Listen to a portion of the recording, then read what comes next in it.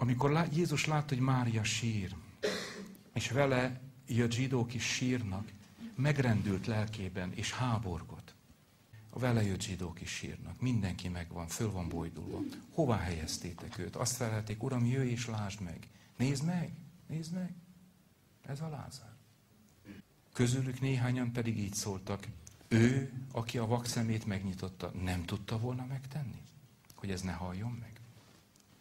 Hát milyen messiás ez? Miért fizetjük őt? Hát miért járok én 50 éve templomba, és fizetek, és imaközösség, és mindenféle körökbe járok, és még mindig? Az unokám hitetlen? A fiam lelkileg halott? Hogy van ez? Jézus még mindig mélyen megindulva a sírhoz ment. Testvérek, mert megy, ő úton van. Oda megy a bűzlő sírhoz. Na most ez nem egy szép, régi történet, amit aztán a 20. századi kereszténység egy része mitológiátlanít, hogy aztán végképp semmire se kelljen gondolni, meg hinni, hanem ő te benned akar oda menni a halottakhoz, a csontokhoz, az élettelenekhez. Oda tud menni benned az Isten. Oda tud menni benned. És azt mondja az ige Ezékielnek, megragadja az Úr Ezékielt, leteszi a völgybe, amely teli van csontokkal, hogy akkor, na, kezdheted. Ezékiel harang nélkül ugyan, de kezdődik az evangelizáció. Prédikálja a csontoknak, az eredeti szövegben így van. És Ezékiel elkezd beszélni a csontokhoz. Jöjj és lásd meg. Na, tehát jön a vádaskodás is, Jézus megindul újra, sírhoz megy, az egy barlang volt, és kő feküdt rajta. Mozdíthatatlan. Finis, kéz, ahogy mondják, ennek már annyi vége. Jézus így szólt, vegyétek el a követ. Márta, az elhunyt testvére így szólt, Uram, már szaga van, hiszen negyednapos. Egyébként tényleg ciki. Tényleg az. És hókusz-pókusz, és erőlködés, és röhelyes dolog lenne, ha nem Jézus mondaná. Ha nem Jézus mondaná. Ha nem Jézus mondaná Péternek a vízen, hogy gyere. Ha nem Jézus mondaná, hogy vesd ki a hálót. Ha nem Jézus mondaná, akár ma este is neked, de mondja, hogy megbocsátattak a te bűneid. Ha egy vendéglelkész, akármilyen nagyon-nagyon-nagyon nagy tiszteletű, meg semmi nem mozdul. Semmi nem mozdul, ha nem az Isten szólna a szívünkhöz, hogy megbocsátattak a te bűneid. Jöjj és kövess engem. Jézus azonban ezt mondta neki, nem mondtam-e neked, hogyha hiszel, meglátod az Isten dicsőségét. Tehát nem az, hogy ha nagyon koncentrálsz, meditálsz, stb., majd elgurul az a kő. Levitációval. Nem tudom, milyen marhasságokat mutatgatnak a televízió szent csatornákon, ilyen ügyekben is. Nem, itt Jézus szól. Nem mondtam neked. És a hit nem a koncentráló képesség, ha nagyon hiszed, meg lesz. A hit az, hogy például mi a hit? Uram, nem tudok hinni, ez már hit. Ez már hit. Uram, nem tudok imádkozni. De neki mondod, de neki sírsz, de vele vagy. És ha már Jézussal vagy, akkor jó. Akkor lehet, hogy sírdogálunk egy kicsit. Egy-két napot. Vagy még többet. Együtt vagyunk, ő együtt szenved velünk. Együtt van. És akkor egyszer csak kivisz téged a temetőből. Hagyd ott, gyere, éljünk. Miért nem foglalkozz az élőkkel? Miket oda pakolunk a temetőkbe? Őrület. Hát lehet, hogy botrány, én nem tudok kimenni. Én nem megyek.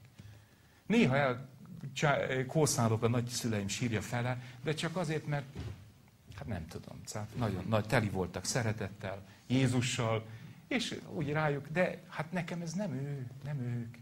Porhamu.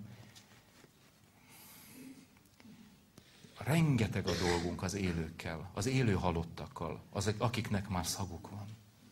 Sokkal többet kéne ezzel foglalkozni. Ahogy Gyökösi Bandi bácsi mondta, hogy ezt a nagy-nagy rózsa koszorút talán egyenként kellett volna a virágszálakat odaadni az asszonynak. Jézus azonban ezt mondta, nem mondtam neked, hogy meglátod az Isten dicsőségét, ha hiszel. A hit az még, Uram, szólsz, itt vagyok.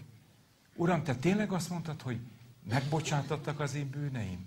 Hú, iszonyú sok van. Szokták mondani, hogy evangelizáció után üljünk le, és valljuk meg. Lehet, mindent lehet. Mindent lehet, testvérek. De kinek van 1 hete, meg 10 hónapja azt a sok disznóságot végighallgatni, hülyeséget, céltalanságot. Nem igaz, hogy 5 percet meg lehet vallani. Ezt is lehet, de ezek értjük, nem szabályok. Amikor Isten kegyelméből halott lelkembe kitöltetett az élet lelke. Senki nem mondta, hogy gyógy, bűnfaj.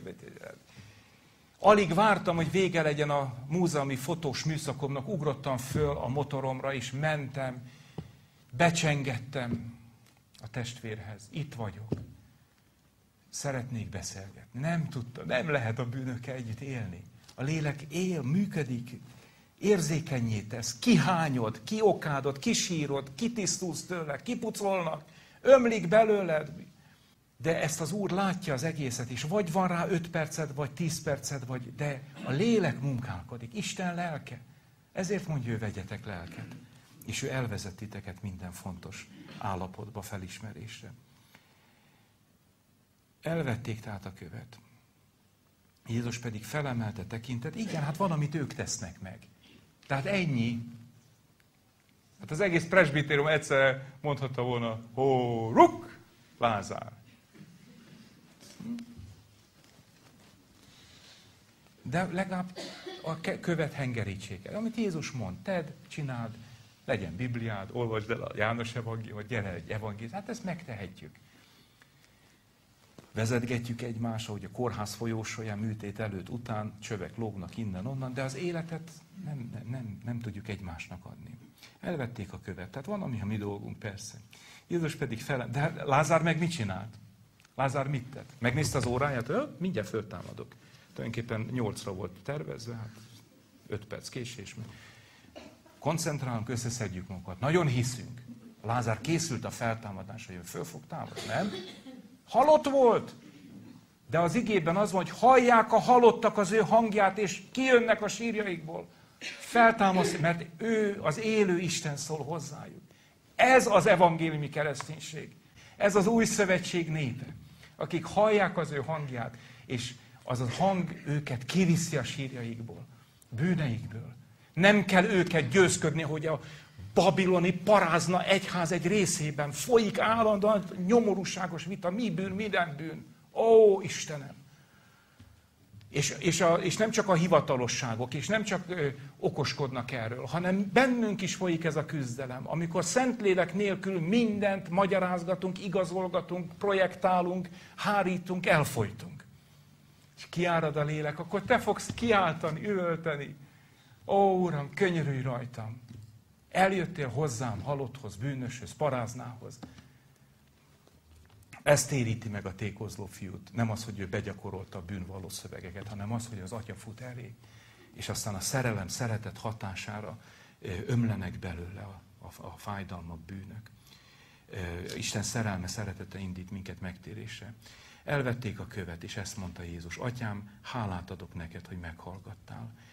Tehát kapcsolatban a forrással teljes mértékben együtt vannak az erők, isteni jelenlétek, hogy mindig meghallgatsz. Tudtam én ezt. Csak a körülálló sokaság miatt mondtam, hogy elhiggyék, hogy te küldtél engem. Tehát Jézus utal arra, hogy ez az egész bennem van. Belül van a kapcsolatom az atyával. És kontaktban vagyunk. Amit Jézus aztán mond a samári asszonynak, hogy benned van az élővíznek folyamai, ezek átpucolnak, átmosnak, és ömlenek belőled. Ez működik. Aztán van, amit a környezet miatt is meg kell tennünk. Kell, hogy legyenek formák, természetesen épületek, együtt lenni, Bibliát olvasni, de ezek nem mentenek meg minket, és nem szabadítanak meg. Körülálló sokaság, elhiggyék, hogy te küldtél engem. Miután ezt mondta, hangosan kiáltott, Lázár, jöjj ki. Az én beszédeim, lélek és élet. Az Isten szól, hiszem ma este is. Jöjj ki. Jöjj ki.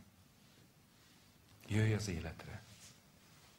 Akarsz-e békességet? Hát persze, hogy akarsz. Mindenki akar. Jöjj ki. Ő szól hozzád. Az élő Isten. aki látja fájdalmaidat, látja a bűntől való fájdalmaidat, mások bűnétől és a saját bűneitől. Jöjj ki! Akarsz-e szabadulni? A Mester itt van és hív téged. Jöjj! Lázár, jöjj ki! És kijött a halott. Olvassuk a Biblia egyik legmegdöbbentőbb mondatát. Hát hol jövögetnek, sétálgatnak a halottak? Ott, ahol az Isten szól.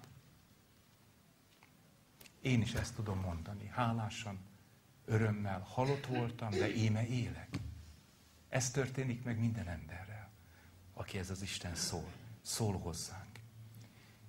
És kijött a halott, lábán és kezén pólyákkal körülkötve.